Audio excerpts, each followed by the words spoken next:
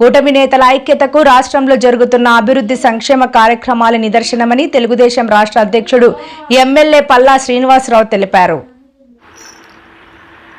పాతగాజువాక తెదేపా కార్యాలయం ఆవరణలో కూటమి నేతల ఆత్మీయ సమావేశం సమన్వయకర్త ప్రసాదుల శ్రీనివాస్ అధ్యక్షతన జరిగింది.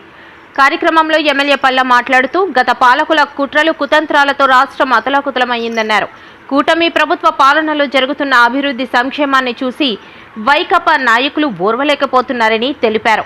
అటువంటి వారు రాజకీయాల్లో కొనసాగే హక్కు లేదని అన్నారు. 6 నెలల్లో కార్పొరేషన్ ఎన్నికలు వచ్చే అవకాశం ఉందని, ఆ ఎన్నికల్లో కూటమి సత్తా చాటాలని శ్రేణులకు పిలుపునిచ్చారు. కొంచెం సమయభారం అయినప్పటికీ కూడా మనకి ఈరోజు పెట్టాలి అని నిర్ణయం తీసుకొని కూటమి పార్టీ నాయకులందరితో మాట్లాడి కార్పొరేట్ సోదరులందరినీ కూడా పిలిచి, అలాగే కూటమి పార్టీ నాయకులందరినీ పిలిచి ఈ కార్యక్రమం చేసుకోవడం జరుగుతుంది. దీంట్లో కొంతమంది అర్హులైనటువంటి వారు, అర్హత ఉన్నటువంటి వారు కింద ఉన్నారు. అలాగే పైన సేవలు అందించినటువంటి వారు, ప్రజా సేవలు అందించినటువంటి వారు ఉన్నారు. అయితే మరి కూటమి పార్టీ నాయకులు అనేసరికి ఈరోజు 3 పార్టీ నాయకులకి కూడా సముచిత స్థానం ఇవ్వాలి. కనుక నేనేమంటానంటే ఇలాంటి సందర్భంలో కొంచెం తక్కువ అయినా సరే ఎవరు అన్నిదా భావించొద్దని చెప్పేసి నేను నాయకులందరినీ కూడా కోరుకుంటున్నాను.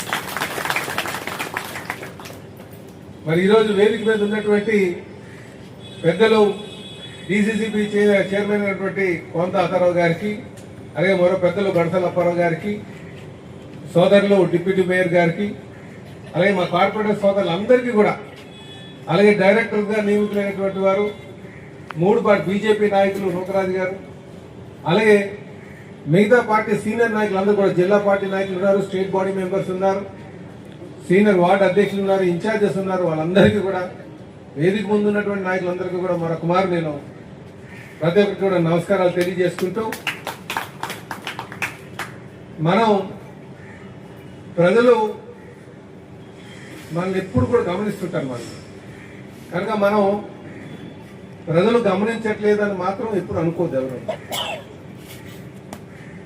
మనకి ఎంత సూక్ష్మంగా చూస్తారంటే మన ప్రతి అడుగుని కూడా, మన మాటలతో వాళ్ళు కొంతమంది డైవర్ట్ చేయొచ్చేమో, కానీ ఆంతరికంగా వాళ్ళు ఖచ్చితంగా మన ప్రతి అడుగు గమనిస్తారు.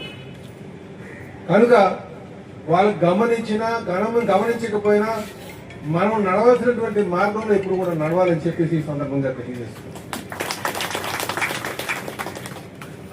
ఇది కేవలం అధికారం కోసం, లేకపోతే పలుకుబడి కోసం, లేకపోతే గుర్తింపు కోసం, ఆర్థిక స్థిరత్వం కోసం, లేకపోతే నా మనసు తృప్తి కోసం మనం ఇప్పుడు రాజకీయాల్లోకి రావాలి.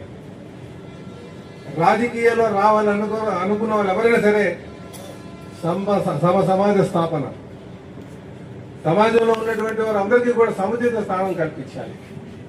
దానివైపు అమాయకుడికి అండగా ఉండాలి, నిస్సహాయులకి అబాయకులకి అండగా ఉండాలి అన్న ఆలోచన ఎప్పుడు కూడా మనం నడిపించాలని చెప్పి సందర్భంగా తెలియజేస్తాం.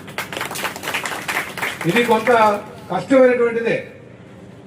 కష్టమైనప్పటికీ కూడా సిద్ధాంతపరమైనటువంటి ఆలోచనలే, మీరు ఏదైతే మొదట్లో మిమ్మల్ని నడిపించేటువంటి ఉంటే చూడండి, ఆ సిద్ధాంతపరమైనటువంటి ఆలోచనలతోనే ప్రతి ఒక్కరు నడవాలని చెప్పి ఈ సందర్భంగా తెలియజేస్తున్నాం.